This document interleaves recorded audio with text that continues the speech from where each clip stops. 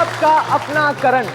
Ladies and gentleman नमस्कार, स्वागत करता हूं मैं आप सभी लोगों का इंडिया के टॉप डांस रियलिटी शो में, जिसका नाम है द डांस हंटर। जैसा कि आप सभी लोग जानते हैं कि हम सेमीफाइनल्स के पहले दौर में पहुंच चुके हैं एंड नाउ हमारे सुपरस्टार जजेस, और जोरदार तालियों के साथ स्वागत कीजिए हमारी डांसिंग क्वीन दीपनिता, मशहूर choreographer one and only JJ, और हमारे क्लासिकल के सरताज अभिमन्यु जी का। दोस्तों, आपका ज्यादा समय ना लेते हुए हम शुरुआत करते हैं अपने शो की और बुलाते हैं आपके अपने स्टार फैजल को। जोरदार तालियां हो जाए फैजल के लिए।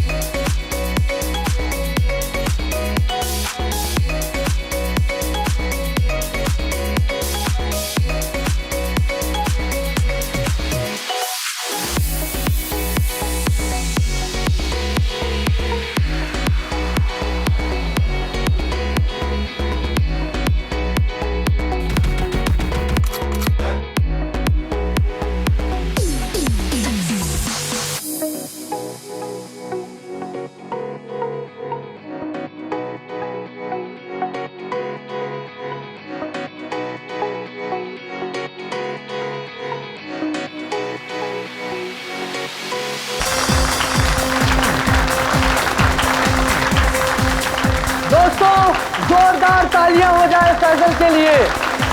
वाह, एक बार फिर जोरदार और शानदार परफॉर्मेंस। क्या कहेंगे फैजल आप? कड़ी मेहनत, घंटों की रिहर्सल और मेरे mentor JJ sir. Okay cut, very nice sir.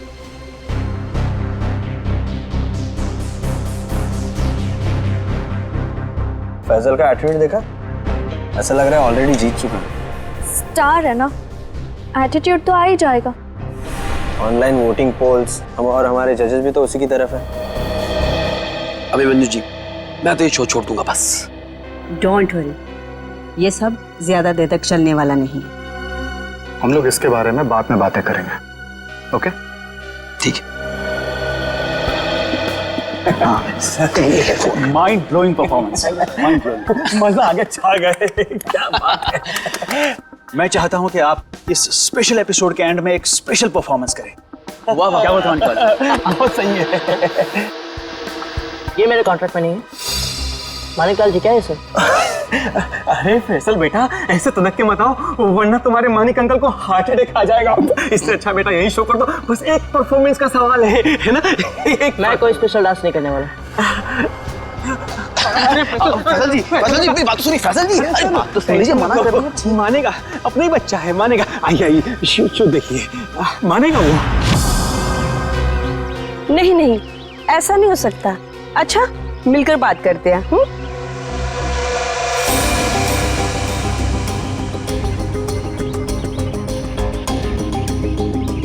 ठीक है, हम सब वहीं मिलते हैं। हाँ हाँ हाँ, मैं अभी आ रहा हूँ।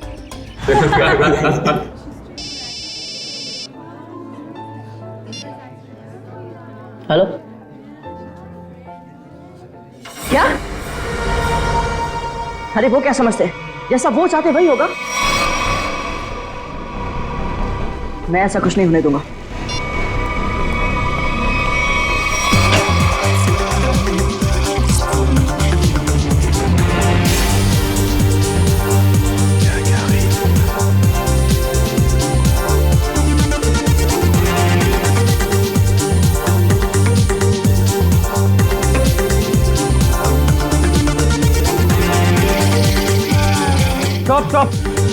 Stop the music. डोबो, कर क्या रहे हो तुम? ये क्या स्टेप्स हैं? लोग नीचे से ऊपर जाते हैं और तुम ऊपर से नीचे आ रहे हो। इस मुकाम पर पहुंचने के बाद मुझे तुम्हारी पूरी मेहनत चाहिए। Got that? म्यूजिक।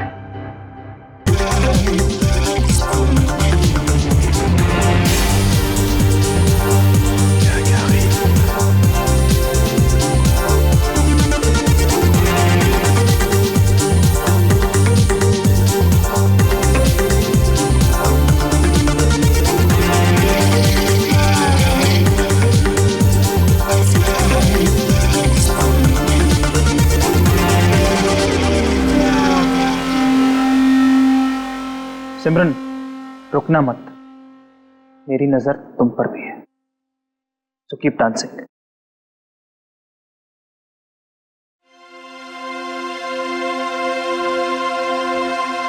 डबली जी, ये सब हो क्या रहा है? फैजल है कहाँ? 12 बजे का टाइम दिया था, 1 बज चुका है, अभी तक उसका कोई अता पता नहीं है। अब फैजल का फोन बंद आ रहा है। हाँ, आज तक ऐसा कभी नहीं हुआ। और तो और वो घर पर भी नहीं कहानियां है। मत सुनाइए मुझे, फैजल लेके आइए मेरे पास। आप जानते हैं ना कि वो बहुत ब्रिलियंट है, ऐसा लड़का नहीं जो रिहर्सल मिस कर दे। लेकिन फिर भी कोई प्रॉब्लम हुई तो उसे सॉर्ट आउट कीजिए प्लीज। फैजल लेके आइए मेरे पास अभी।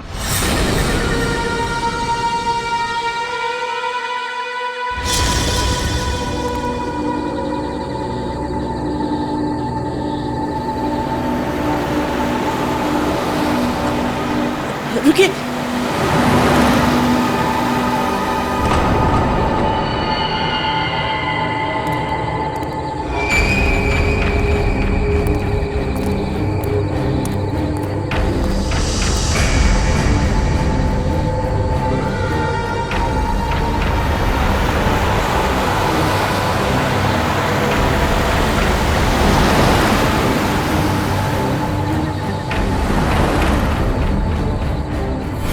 ओह माय गॉड, ये सच में फैजल है? दरवाजा खोलिए। हाँ हाँ। मुझे लिफ्ट चाहिए। मैं अंदर आ सकता हूँ? हाँ तो तुम सच में फैजल हो? जी। हाँ आओ ना, आओ बैठो। Thank you so much.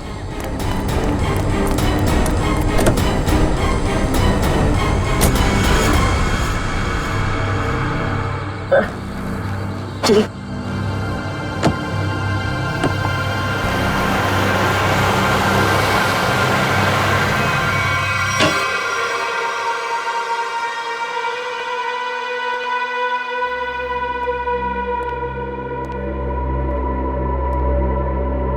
Faizal, Faizal जी हद करते हैं आप। अरे कहाँ थे अब तक आप? हैं आपको फोन लगा लगा कर हमें हाथ पे बाम लगाने वाली हालत हो चुकी थी, और आप हैं कि ये हद बना के घूम रहे हैं। हद। सॉरी दल विजय। Sorry everyone. मैं अभी आया। फैजल क्या हुआ है? 1 मिनट। अरे जा कहाँ रहे हो? हुआ क्या इस लड़के को? सुनिए तो मेरी बात। फैजल जी 1 मिनट रुकिए। फैजल जी 1 मिनट रुकिए। इस तरह कहाँ से आ रहा है फैजल? इसकी हालत देखी तुमने? अरे अरे अरे फैजल जी, अरे फैजल जी, फैजल जी,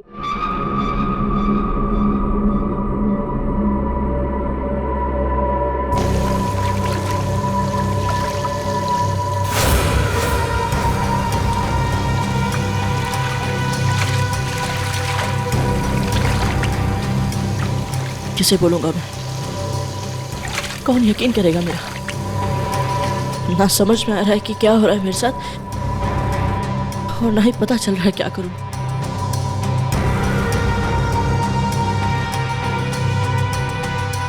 फैजल जी खोलिए ना। फैजल जी आप हमें बहुत सताते हैं। अरे खोलिए ना। अरे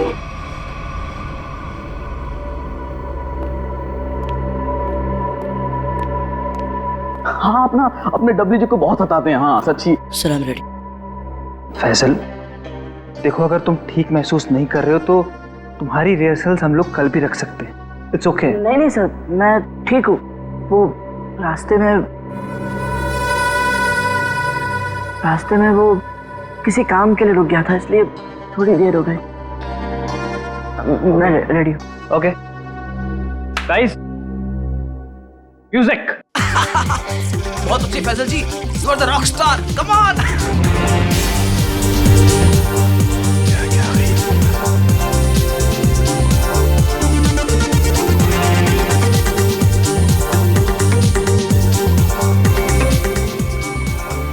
फैजल जी, फैजल जी आप ठीक तो हैं?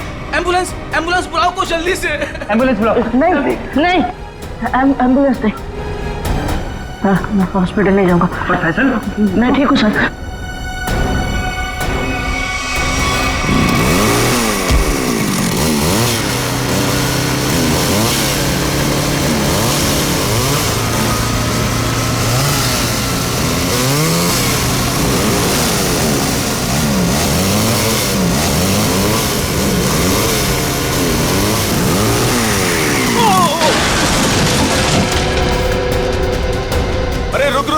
अरे अतुल, वो तो गिर गया।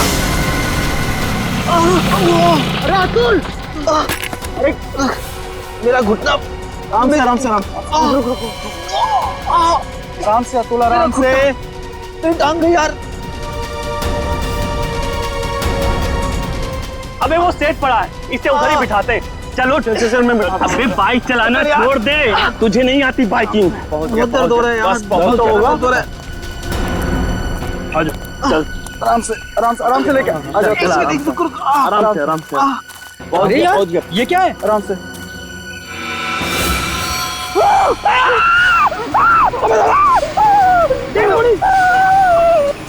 ब्रेकिंग न्यूज, जैसा कि आप देख सकते हैं, हम मुंबई से लगभग 80-90 किलोमीटर दूर इस सुनसान इलाके में कॉटेज के पास खड़े हैं, जहां शोबिस के मशहूर कोरियोग्राफर अभिमन्यु, दीपानेता और जे का खून हो गया है।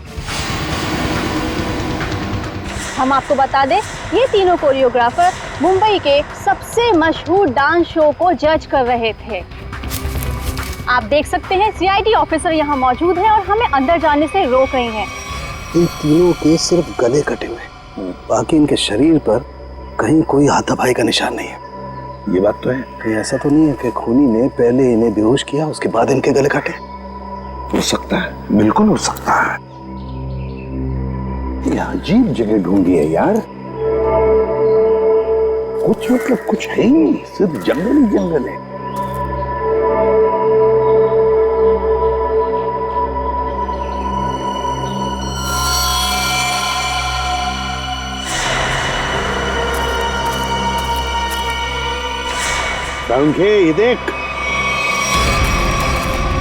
ये देख, खून से सना हुआ पंजे का निशान।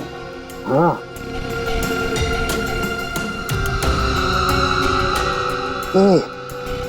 ये किसका हो सकता है? इस खूनी का भी हो सकता है या फिर इन तीनों में से किसी का। इसका ब्लड सैंपल लेते हैं और डीएनए टेस्ट करते हैं। हाँ कर ले, पता चल जाएगा। और ये देख, जूते का निशान है ये।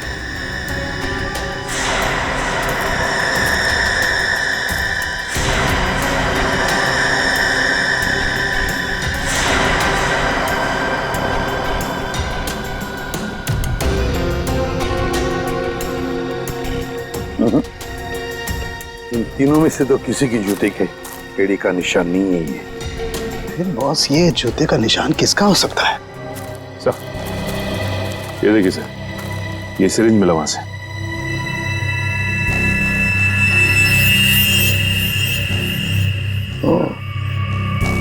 तो कहीं इसी सिरिंज में से तो वो बेहोशी की दवा नहीं दी गई इन तीनों को? Guys get ready, final round की रिहर्सल का टाइम हो गया। एपिसोड कल शूट होगा, लेकिन उसके लिए मुझे तुम सब लोगों को बहुत ही अच्छी तरीके से तैयार करना है। Okay, so what are you waiting for? Quick, come on please.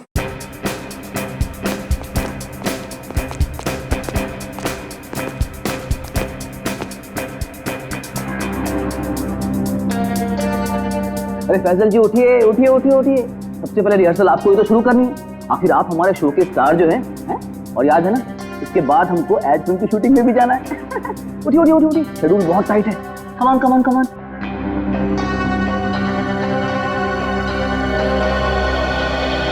वो मेरे घुटने और मेरी कोहनी में चोट लगी है, तो मैं डांस नहीं कर सकता। क्या? कोहनी और घुटने में चोट? फैजल, ये सब कब हुआ और कैसे? चलो आज का नाटक शुरू। अब हो गई रिहर्सल हमारी। अरे कुछ सुना तुम लोगों ने? कुछ सुना? इस शो का क्या होगा? क्या हो गया? बर्बाद हो गया मैं तो, बर्बाद। अरे सर हुआ क्या है? अरे तुम लोगों ने न्यूज़ नहीं देखी? अरे अपने शो के तीनों जजेस का मर्डर हो गया है। बर्बाद हो गया। हाँ, खून हो गया। क्या होगा मेरे शो का? क्या होगा? मैं घर जाना चाहता हूँ। अरे कमाल करते हैं आप, कमाल करते हैं फैसल जी। अरे इतना बड़ा कांड हो गया और आप पर इसका कोई असर नहीं। अब देखिए, आपको पता है ना, वो तीनों इंसान इस शो के जज थे और आपको बहुत पसंद करते थे। मैंने कहा ना, मैं घर जाना चाहता हूँ।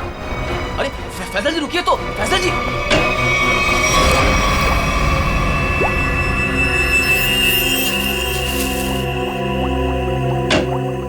आसान के चल बता। यार कमाल है यार, है? तुम लोग को कैसे पता चल जाता है कि हमारी जांच पूरी हो गई? एंड वक्त पर धमक जाते हो यार तुम लोग। वो क्या है ना सालों के कि इतने साल तेरे साथ काम करने के बाद हम समझ जाते हैं। Oh my God. अरे सालों की बात छोड़िए सर, थोड़े समय के लिए भी, लेकिन अगर आदमी साथ साथ काम करे ना तो ट्यूनिंग हो ही जाती है। हाँ हाँ हाँ, ट्यूनिंग ट्यूनिंग। काम की बात करें? वो हाँ, काम की बात। यस।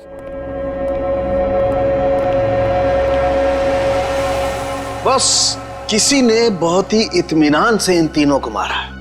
गले की सिर्फ उस नस को काटा है जिससे जिंदगी के तार जुड़े होते हैं। ये देखो, आप देख रहे हो, तीनों के गले पर एक ही जगह एक ही जैसा घाव का निशान। इन तीनों के खून में मुझे सोडेन और बुफेन नाम की दवाई के अंश मिले, जो कि बेहोश करने वाली बहुत तेज असरकारक दवा है। और सर, इन तीनों के कपड़े और जूतों से मिली रेत से ये पता चलता है कि उस सुनसान शेड में आने से पहले ये लोग किसी समंदर के किनारे गए थे।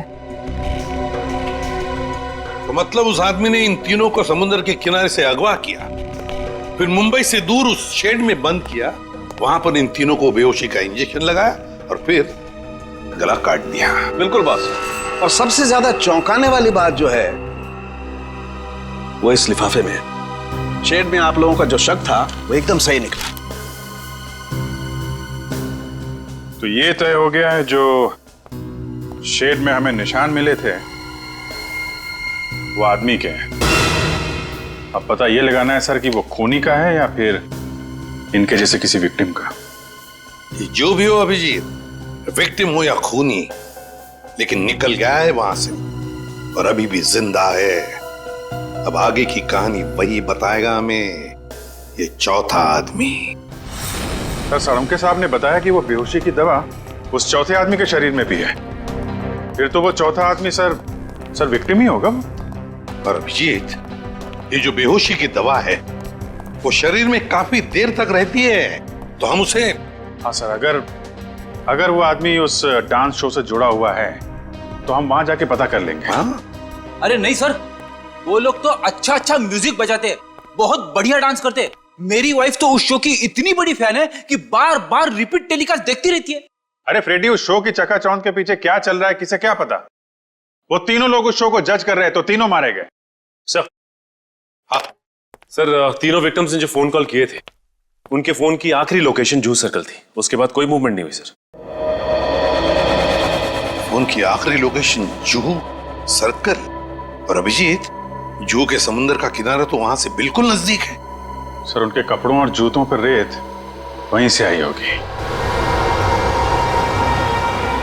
अभिमन्यु जे दीपन्नेता, इन तीनों के फोन का आखिरी लोकेशन जूह सर्कल था और फिर उनके कपड़ों पर और जूतों पर रेत मिली थी, समुद्र की रेत। और ये टापू, ये जूह बीच, उस जगह से बिल्कुल करीब है। यहीं पे पूछताछ करते हैं। नसीब की बात है सर, लोग यहाँ चौपाटी घूमने आते हैं और हम लोग यहाँ इंक्वायरी करने आते हैं। और नहीं तो क्या सर, ड्यूटी पे एक बर्फ गोला खाने को नहीं मिलता है सचिन, काम करो, ये केस खत्म हो जाने के बाद इन दोनों को यहाँ समुंदर में 4-5 घंटे तैरने की प्रैक्टिस करवाओ। अरे नहीं सर। चलो काम पर लगाओ, गोला खिलाता हूं अभी।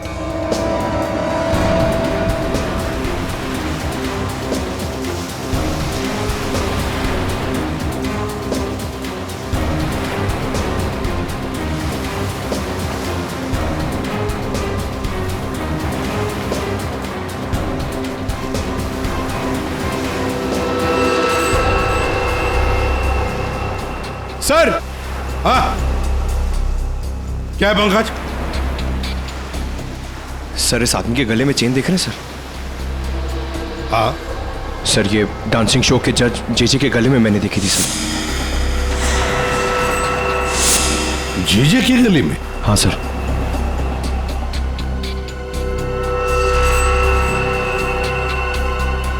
क्या हुआ सर? सर, आप लोग मुझे ऐसे क्यों देख रहे हैं? वो क्या है ना, तुम्हारे गले में ये जो चेन है ना, वो पसंद आई है हमें, बहुत पसंद आई है। चेन? भागने की कोशिश नहीं, सीआईडी के सामने खड़े हो तुम, जो कुछ पूछा जाए उसका सच सच जवाब दो बस। ये चेन तुम्हारे पास कहां से आई? मैंने कुछ नहीं किया साहब, उस औरत के गुंडों ने तो मुझे पहले ही भगा दिया था साहब यहाँ से। मैं यहाँ से कल घर जाने की तैयारी में था, तभी देखा कि 3 बड़े लोग जो टीवी में आते हैं वो उस औरत से बात कर रहे थे साहब।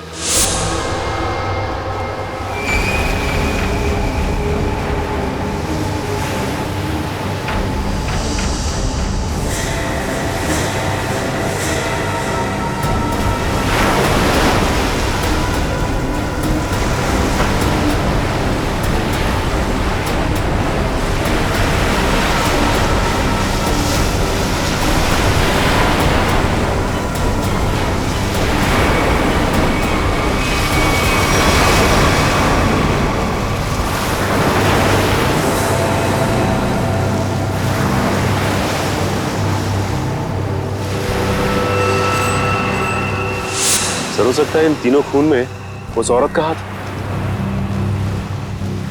हो सकता है सचिन, उस औरत का हाथ तो हो सकता है, पर है कौन ये औरत?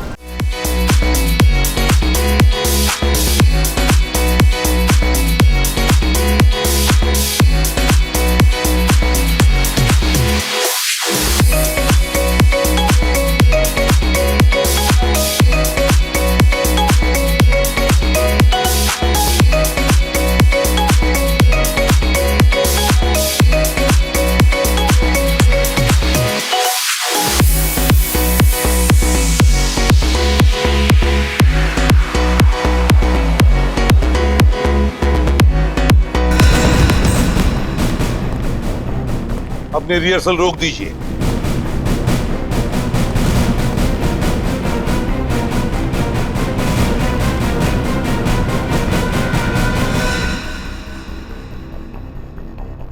मानिकलाल जी, जहां पर आपके पहले 3 जजेस की हमें लाशें मिली हैं, उस सुनसान शेड में, वहां पर हमें पता चला कि एक चौथा आदमी भी मौजूद था। उसके कुछ निशान भी मिले हैं और उन तीनों के साथ साथ उस चौथे आदमी को भी वो बेहोशी की दवा दी गई और हमें शक है कि वो चौथा आदमी आप में से कोई है। इसीलिए आप सबका ब्लड एग्जामिन किया जाएगा, तो कोऑपरेट करना प्लीज। सुनिए, मैं कोई ब्लड टेस्ट नहीं करवाऊंगा। फैजल जी, सारुण के सबके ब्लड सैंपल ले लो। सचिन, पूर्वी,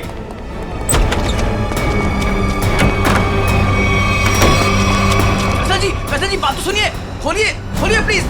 फैसल जी, फैसल भाई दरवाजा खोलिए। मैंने कुछ नहीं किया साहब। फैजल, फैजल बेटा दरवाजा खोलो। फैजल, फैजल मेरी बात सुनो, मैं एसीपी प्रद्युमन बोल रहा हूं बेटा, तुम्हारी मदद करने आया हूं। देखो, तुम्हारे साथ जो कुछ भी हुआ है मुझे साफ साफ बताना, फिर आगे देखते हैं क्या करना है, ठीक है ना? लेकिन तुम्हें कोई नुकसान नहीं पहुंचाएंगे हम, ठीक है? नहीं, मैं दरवाजा नहीं खोलूंगा। आप सीआईडी हो, आप मुझे पकड़ोगे और मेरी किसी भी बात का यकीन नहीं करोगे। मैं जानता हूं, मैं दरवाजा नहीं खोलूंगा। मेरी बात सुनो बेटा, तुम मेकअप रूम में कितनी देर तक बैठ सकते हो? हाँ? कभी तो बाहर आना ही पड़ेगा ना। देखो, बाहर आओ और हमें सब कुछ सच सच बताओ, हम तुम्हारी मदद करेंगे। हाँ, आ जाओ बेटा, दरवाजा खोलो।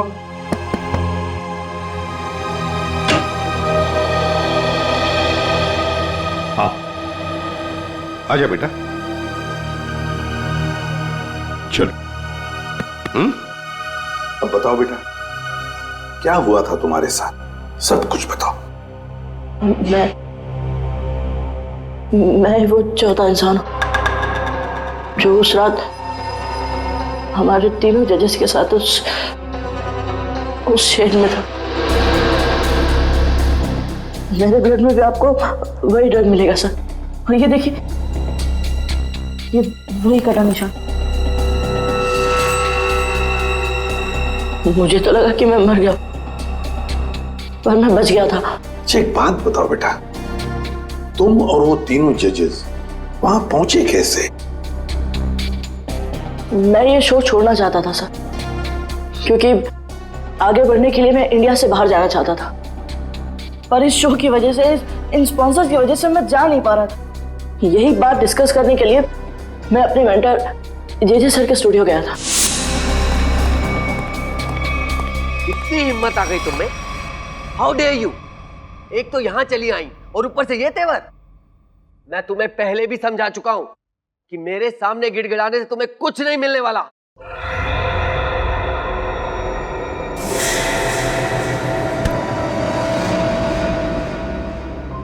राजेश दादा, इस वक्त तो सर किसी से मिलते नहीं है, लेकिन ये लड़की कौन है? और ऊपर से सर इतना भड़क रहे हैं उस पर। पता नहीं, सर बोल रहे थे कि विदेश से आई है, किसी होटल में ठहरी है। सर ने तो उसको लाने के लिए अपनी गाड़ी भेजी थी। छोड़िए ना फैजल बाबा, मैं आपके लिए पानी लाता हूँ। लीजिए सर। Thank you.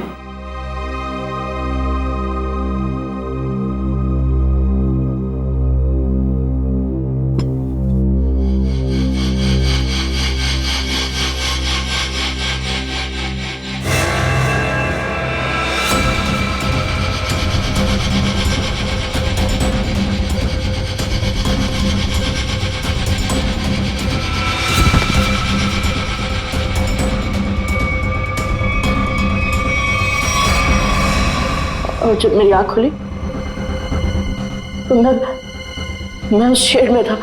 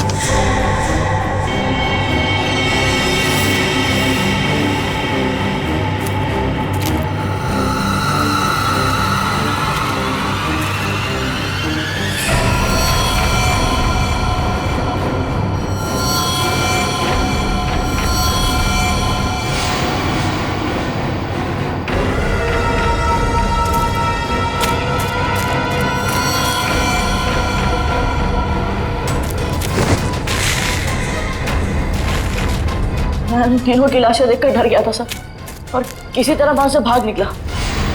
मेरी ऐसी हालत नहीं थी कि मैं ये बात किसी को बता पाऊं, और अगर बताता भी तो कौन यकीन करता मेरा। इसलिए मैं आप लोगों से छिप रहा था। हमारे पास चले आते हैं, है ना? चल, कोई बात नहीं, ये तो तुम्हारी तकदीर अच्छी थी कि तुम बाल बाल बच गए। लेकिन देखना, उस खूनी को हम जरूर पकड़ेंगे, छोड़ेंगे नहीं उसे। और तुम्हें जो मदद चाहिए हम सब करेंगे, ठीक है?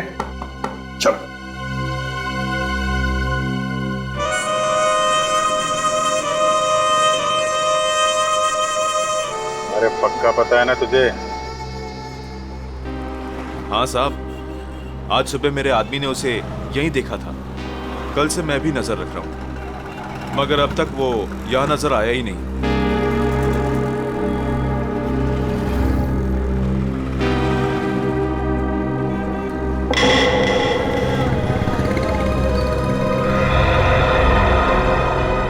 सर, उस आदमी को देखो, इतनी गर्मी में भी शॉल लपेट के घूम रहा है।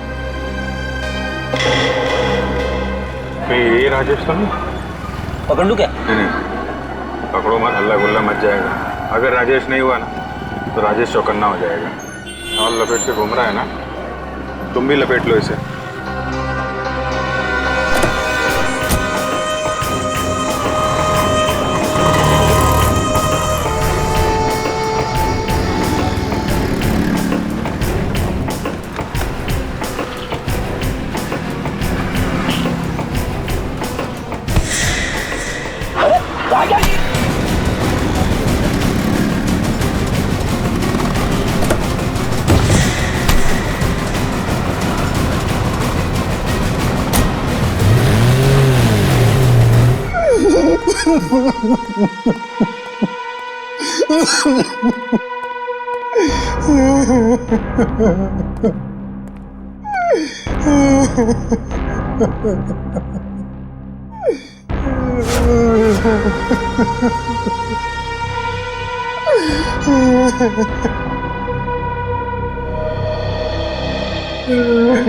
क्या हुआ इसे?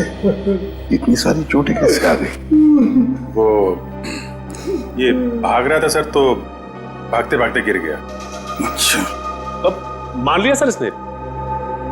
फैजल को बेहोशी की दवा इसी ने दी थी। क्या नाम है तुम्हारा? राजेश। राजेश नाम है मेरा। राजेश? तो फिर राजेश, शुरू से आखिर तक बताओ कि तुमने क्या किया था, और फिर उस लड़की का भी राज बताओ जो जे स्टूडियो में आई थी। सच सच बताओ। अगर सच नहीं बताया तो फिर से गिर जाओगे, फिर से ऐसी चोटें आएंगी, है ना अभिजीत?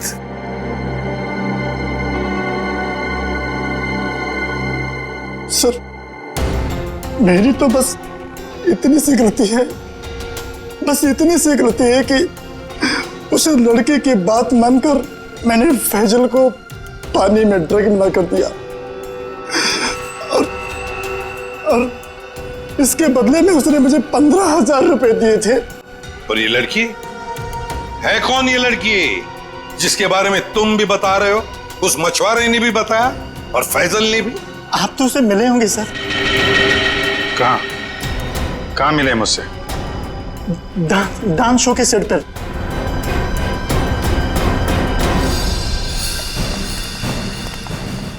यही है सर, वो 701 रूम नंबर वाली मैडम। अभी अभी स्विमिंग के लिए आई है। अभी अभी स्विमिंग के लिए आई है? तो फिर यहां तो कोई दिख नहीं रहा।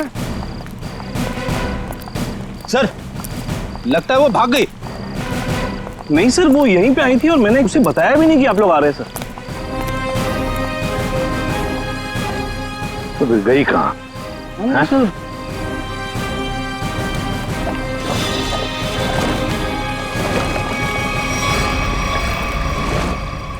चलो होटल में देखते हैं।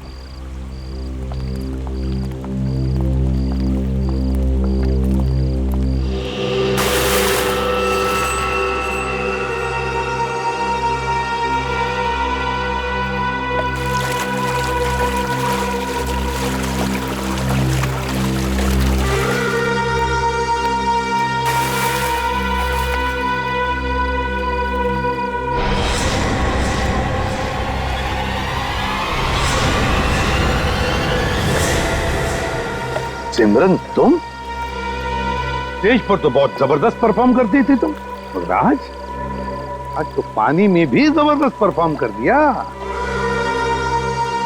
अच्छा हुआ आप बड़ी जल्दी पानी से बाहर आ गई, नहीं तो सर्दी जुकाम हो जाता और अपना गुनाह भी कबूल नहीं कर पाती। सिमरन, कहां भागोगे? सचिन,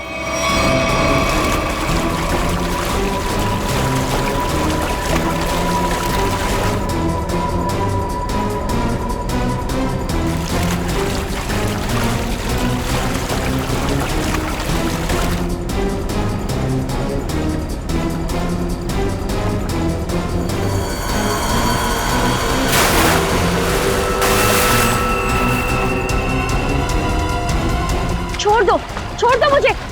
मैंने कहा छोड़ो, आप लोग मेरे साथ ऐसा नहीं कर सकते, छोड़ो।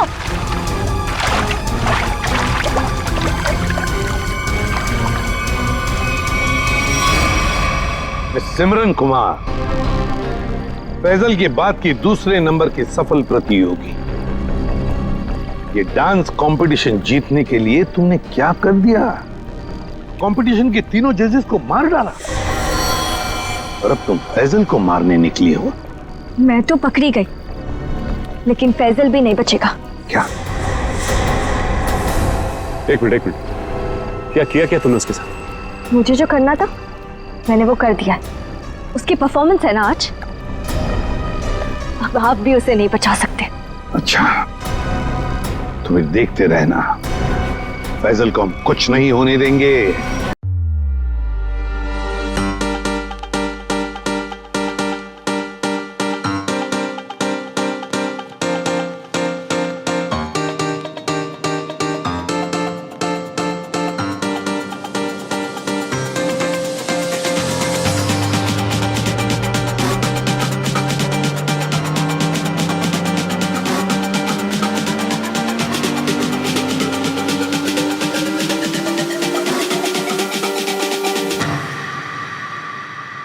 I was born to be free.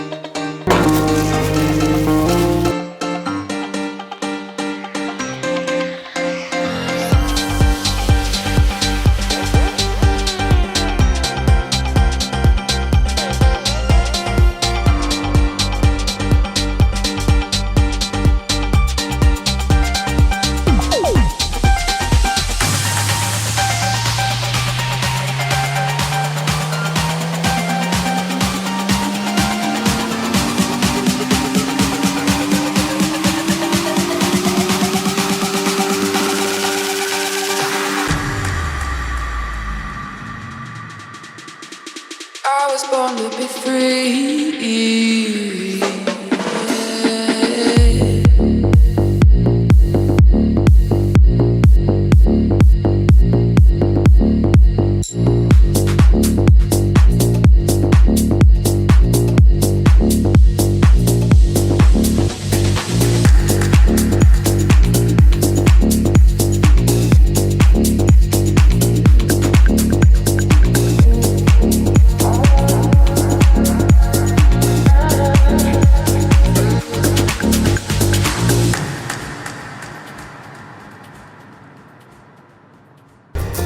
बताओ।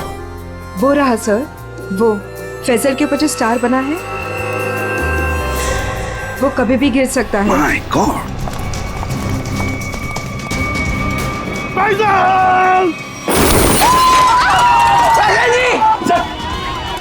हाँ, मैं ठीक हूँ। तुम ठीक हो बेटा?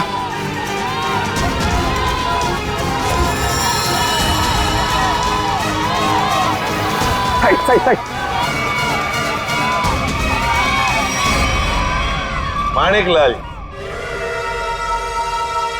माणिकलाल जी, डांस शो में तो बहुत नचा लिया लोगों को, अब जरा खुद भी नाचिए।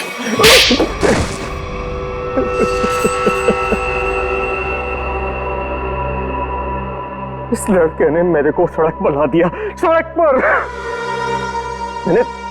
मैंने 2 बार इसे मारने की भी कोशिश की थी, लेकिन एक बार किस्मत ने बचा लिया और दूसरी बार सीआईडी ने। मानिक अंकल, आपने मुझे मारने की कोशिश की?